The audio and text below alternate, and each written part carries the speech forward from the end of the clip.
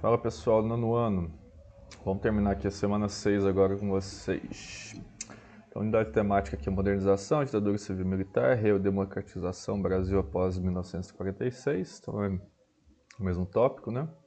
O objeto de conhecimento é o Brasil e suas relações internacionais na era da globalização. Então a gente vai tratar bem esse tema aqui, ó, de globalização, tá? Então a interação do Brasil com outros países pelo mundo, né? E a habilidade aqui, ó, relacionar aspectos das mudanças econômicas, culturais e sociais ocorridas no Brasil a partir da década de 90 ao papel do país no cenário internacional e na era da globalização. Então isso aqui é importante por quê? Porque o Brasil se destaca, né, mundialmente pela questão econômica, pela questão da produção de alimentos e tudo mais. Então a gente vai ver o que isso transformou a partir dos anos 90. Os conteúdos relacionados à globalização, influências econômicas, culturais e sociais no Brasil a partir da década de 90. Então, a mesma coisa aqui das habilidades, né? Tema: papel do Brasil no mundo globalizado.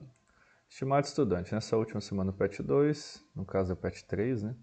Iremos dialogar sobre a importância da nação brasileira no cenário global no século XXI. O Brasil é das maiores economias do mundo, tem a quinta maior população e a quinta maior extensão territorial. Incluso o território brasileiro é um dos mais ricos e diversos do planeta. Logo, nosso país destaca em diversas áreas positivamente. Porém, como já visto semanas anteriores, ainda se tem muitos problemas que dificultam o Brasil de exercer o maior protagonismo global, seja por seus problemas sociais, seja por diretrizes políticas dos últimos 5 anos. Então lá, o Brasil e a economia global do século XXI. Só lembrando, gente, século XXI, eu gosto até de falar todas as aulas para não confundir. Século XXI vai do ano 2000 a 2100, tá? Então é o século que a gente está hoje. Sempre acostumados a ouvir a expressão Brasil é um país do futuro, os brasileiros possuem a expectativa de realmente viver num país que corresponda ao seu gigantismo territorial e que seja protagonista em termos econômicos, políticos e diplomáticos. O protagonismo planetário do Brasil se deve a alguns fatores. Ter o quinto maior território, a quinta maior população, figura entre 15 maiores economias, ser um dos grandes produtores de commodities, né, produtos primários agrícolas. Então, commodity é o quê? São os produtos que são negociados in natura, digamos assim, né? O milho, soja, petróleo, minério, essas coisas assim são commodities. Tem um grande mercado consumidor. A diversidade natural do país é a infinidade de recursos naturais existentes tornam o Brasil, em termos políticos e econômicos, bastante relevante no mundo globalizado, junto com outras nações com características similares. Em 2006, durante o governo Lula, foi criada a BRIC, Brasil, Rússia, Índia e China. Em 2011, a África do Sul passa a pertencer ao grupo das maiores economias emergentes do século XXI e que buscam um protagonismo econômico desvencilhando das economias capitalistas centrais e tradicionais, como os Estados Unidos e a Alemanha. Ou seja, uma nova ordem multipolar, não centralizada nas economias tradicionais da Guerra Fria. O atual governo brasileiro vem se afastando desse grupo e se aproximando dos interesses estadunidenses frente à ocorrência chinesa e à Rússia na economia. Essa aproximação dos Estados Unidos também atinge negativamente a relação do Brasil com as nações do bloco do Mercosul. O protagonismo brasileiro no cenário mundial foi sendo construído a partir da redemocratização do país, com a promulgação da Constituição de 88, a abertura econômica e a adoção do neoliberalismo. O Plano Real permitiu o crescimento e fortalecimento da economia brasileira no cenário globalizado do século XXI. Então, o que a gente pode ver aqui? Que o Brasil está se distanciando dos países emergentes e, com o atual governo, né, ele está se aproximando muito dos Estados Unidos. Isso é uma coisa que não agrada tanto os países que ele faz os acordos, né? Principalmente os países do Mercosul e também os países das BRICS, né? Que é a Índia, China, Rússia, África do Sul. Então isso faz com que o Brasil perca muito no cenário mundial. Por quê? Porque com a influência dos Estados Unidos acaba fazendo mais acordos com os Estados Unidos do que com os outros países, né? Então esses acordos muitas vezes são desfavoráveis ao Brasil, só que o Brasil por medidas políticas, né, acaba fazendo esses acordos e tudo mais com os Estados Unidos por isso. Então, por ter ali uma certa relevância e tudo mais no cenário mundial, Estados Unidos, todo mundo sabe, né, que é o país hoje que mais cresce, tem economia mais forte e tudo mais, só que a China está passando ele, né, ultimamente. É relevante ressaltar também que os problemas brasileiros, como saúde, educação deficitárias, falta de estrutura de saneamento e de escoamento da produção, altos índices de violência, são entraves para chegarmos à ideia que abriu esse texto, País do Futuro. Ou seja, mesmo com bastante recurso para ser uma das maiores nações do planeta, existem problemas estruturais severos que dificultam o progresso econômico do país. Então é uma coisa que eu trabalhei no último texto, né? Os problemas sociais brasileiros acabam se assemelhar aos de nações que passam pelas mesmas questões. Por exemplo, os altos índices de violência ligados ao tráfico de drogas é um problema que também atinge nações colombiana e mexicana. México e Brasil também se assemelham nas questões da discrepante desigualdade socioeconômica. O Brasil, assim como várias nações, passa por problemas relacionados à imigração de populações refugiadas, como os haitianos, venezuelanos no Brasil. O país, assim como os Estados Unidos, discute os problemas relacionados com a população negra. Nos Estados Unidos, a violência contra os afrodescendentes acabou levando à criação do Black Lives Matter, Vidas Negras Importam. Então, é um movimento que teve nos Estados Unidos após a morte de algumas pessoas negras lá. No Brasil existem vários movimentos de valorização da população negra e parda e contra a discriminação e racismo estruturais. Racismo estrutural aqui, ó, gente, ó, é um racismo que já está na nossa sociedade há séculos, tá? Desde lá da escravidão até os dias de hoje, tá? É um racismo que está na estrutura da sociedade, que está enraizado, que não é questionado, muitas vezes não é comentado e tudo mais, mas existe. Não é um racismo que a gente chama no Brasil aqui de racismo velado, um racismo escondido. Nos Estados Unidos já é diferente. Nos Estados Unidos é um racismo que ocorre muitas vezes assim de forma espontânea. Então as pessoas lá são racistas assim de uma forma mais explícita, né, do que aqui no Brasil. A população indígena sofre bastante com as invasões de seus territórios e a negligência de fiscalização do governo brasileiro para preservar a vida dos territórios das centenas de nações indígenas originárias. Veja um trecho da reportagem publicado originalmente em 10 de maio de 2021 na imprensa nacional. A foto de uma menina Yanomami, debilitada numa rede na comunidade Mai, região de difícil acesso da floresta amazônica em Roraima, evidencia a falta de assistência a indígenas que vivem em terra indígena Yanomami. A maior do país, segundo o missionário Carlo Zacchini, responsável pela divulgação da imagem. Na avaliação dele, a situação retratada o abandono das aldeias. Faz alguns meses que recebo confidências sobre a situação da terra Yanomami, mas ninguém se dispõe a falar por medo. Essas aldeias estão abandonadas.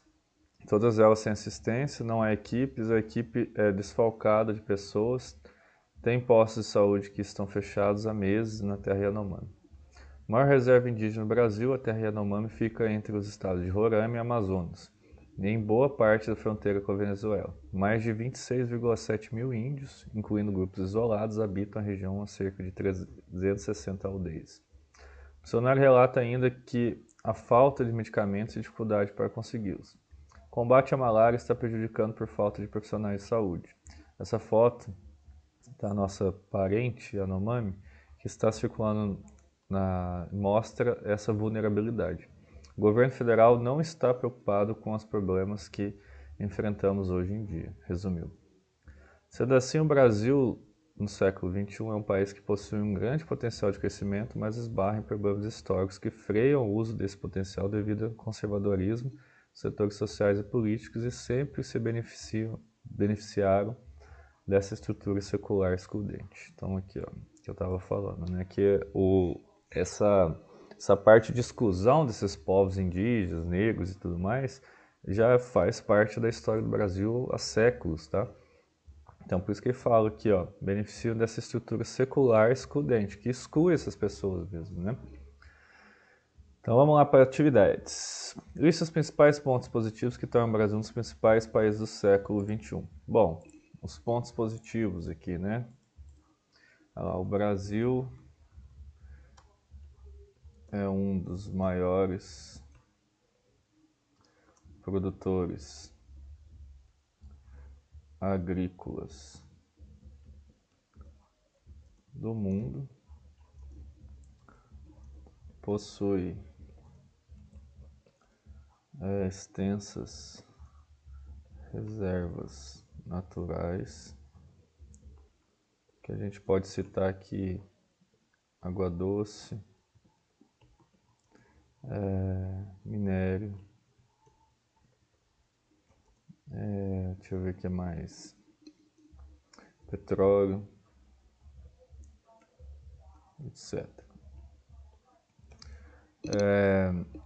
Outra parte também que a gente pode colocar, que o Brasil também a parte da saúde, por exemplo. O SUS, né? O SUS é um dos sistemas mais eficazes no mundo. Em relação ao que, né? Em relação a transplantes,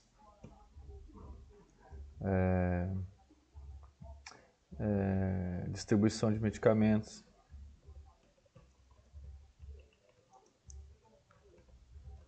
tratamento de doenças. Deixa eu ver o que mais. Transplante, distribuição de medicamentos, tratamento de doenças, etc. Então, por mais que o SUS, às vezes, a gente fale mal, né? Ah, tem que ficar esperando na fila e tudo mais, mas é um sistema, assim, fundamental, tá? Em outros países, por exemplo, pessoas que têm câncer, elas encontram extrema dificuldade para o tratamento, porque normalmente é pago, tá? Nos Estados Unidos é comum vocês verem, por exemplo, em séries, filmes e tudo mais, o pessoal ter que vender a casa, vender o carro, vender tudo que tem para conseguir um tratamento de câncer, porque eles não têm plano de saúde. Então hoje no SUS o tratamento de câncer é totalmente gratuito. Mesma coisa no caso da AIDS, tá? Então pessoas que são soro positivo, que têm o vírus, elas recebem também gratuitamente o coquetel, né? A série de medicamentos ali que faz estender a qualidade de vida das pessoas. Então, isso a gente não vê em outros países. Então, o SUS aqui no Brasil é uma conquista para a gente. Então, a gente tem que lutar muito pelo sistema nosso de saúde, porque caso ele seja privatizado, daí a gente vai ter que pagar para ter acesso a ele, né? Então, é muito importante que ele seja público. 2. Quais são os principais problemas do Brasil que travam o crescimento econômico? Isso aí a gente pode colocar violência, tráfico de drogas, outros problemas, a massa carcerária, né? Massa carcerária, então a gente tem muitos presos, né? É uma das maiores massas carcerárias do mundo e acaba que esse sistema prende a pessoa e a pessoa sai pior, né? Ela não se reabilita, né? Ela acaba saindo pior. A educação. Então hoje a educação pública do país não é uma educação de qualidade, exceto em algumas escolas, pouquíssimas escolas, né? A gente vê a questão dos transportes. Então, a gente é totalmente dependente dos transportes via rodovias, né? Então, a gente tem uma malha ferroviária, né? Ferrovias ainda pequena, né? Em relação a outros países que também tem os trens como forma de transporte. E tem várias outras coisas, tá, gente? Então, vocês podem ficar à vontade por colocar aí. O Brasil tem vários problemas sociais também. A questão do racismo, que a gente pode colocar aqui, ó. Racismo, demarcação de terras indígenas, demarcação de terras indígenas. A gente pode colocar reforma agrária. Então tem várias famílias que não têm terra, etc. Tá?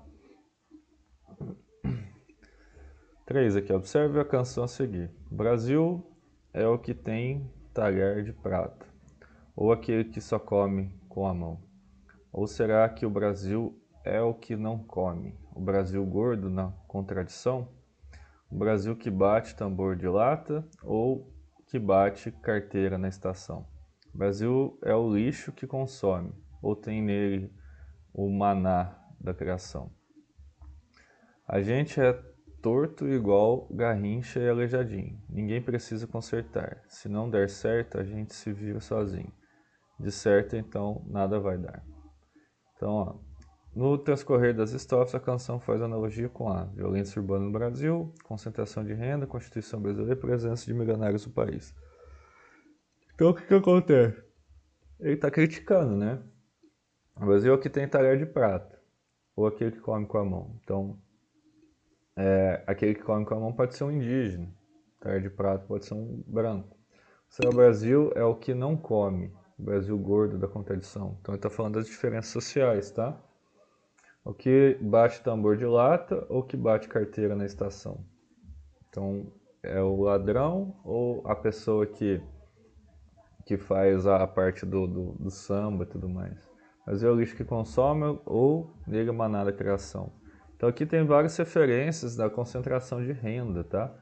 Então a gente vê que o país desigual começa da concentração de renda. Então você vê o quê? Que várias pessoas ganham muito pouco e pouquíssimas pessoas ganham muito. Então fala sobre a concentração de renda das pessoas, ou melhor, a distribuição de renda, né? Distribuição de renda, ou mesmo a desigualdade, tá? O 4 aqui, ó. Os líderes dos países que integram o BRICS, Brasil, Rússia, Índia, China e África do Sul, encerraram seu terceiro encontro com um comunicado em que pedem conjunta e explicitamente, pela primeira vez, mudanças do Conselho de Segurança das Nações Unidas. O texto refere às reformas que a ONU para aumentar a representatividade na instituição, além de alterações no Fundo Monetário Internacional e no Banco Mundial. Para os líderes dos BRICS, a reforma da ONU é essencial, pois não é mais possível manter as formas institucionais erguidas logo após a Segunda Guerra. Uma das principais mudanças no contexto internacional contemporâneo que se relaciona com as reformas propostas pelo BRICS está indicada em formação da multipolaridade, proliferação de armas atômicas, hegemonia econômica dos Estados Unidos, diversificação dos fluxos de capitais. Então, aqui que está perguntando, mudanças no contexto internacional contemporâneo que se relaciona com as reformas propostas. Então, a proliferação de armas atômicas, não. Hegemonia econômica dos Estados Unidos, não. Diversificação dos fluxos de capitais, pode ser. Afirmação da multipolaridade. Então, o que acontece? Depois da guerra, né, foi criada a ONU, depois da Segunda Guerra, e os países que encabeçaram são os países ricos, tá? Estados Unidos, Inglaterra, França, Alemanha e tudo mais. Japão. E acaba que não há multipolaridade, né? Os outros países, por exemplo, da BRICS, não têm uma participação efetiva na ONU. Querendo ou não, os Estados Unidos que manda na ONU, né? Então, acaba que os outros países não têm essa participação e não têm voz. Então, obviamente, eles querem isso, já que as economias desses países aqui, ó, Rússia, Brasil, Índia, China e África do Sul, são muito fortes, tá? Então acaba que eles também querem uma participação na ONU igual aos Estados Unidos, igual a outros países de primeiro mundo que a gente chama, né? E é isso aí, pessoal. A gente termina o patch. Depois que vocês terminarem, pode me enviar no WhatsApp e tudo mais. E tendo alguma dúvida é só falar, beleza? Falou, pessoal. Tchau, tchau.